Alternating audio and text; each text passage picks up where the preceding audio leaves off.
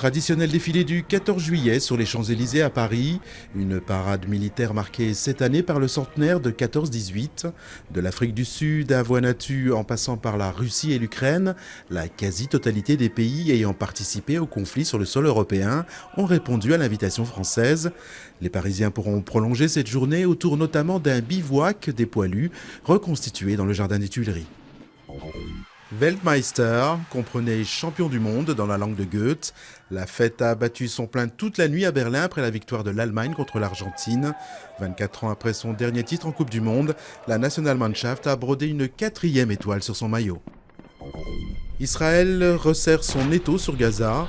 Les bombardements se poursuivent lundi alors que les appels internationaux au cessez-le-feu restent sans effet au 7e jour de l'offensive israélienne. Aucun des protagonistes ne semble enclin à stopper les hostilités alors que le conflit a déjà fait 172 morts et au moins 1130 blessés, en majorité des civils palestiniens. Il flotte à nouveau. Le Costa Concordia ne repose plus sur le fond de la mer depuis le milieu de la matinée. Les opérations de renflouement ont débuté comme prévu lundi. L'épave effectuera ensuite son dernier voyage vers le port de Gênes où elle sera démantelée. Ces fauves griffes mordillent des toiles de jeans, mais au-delà de leurs instincts féroces, ils sont également de véritables designers.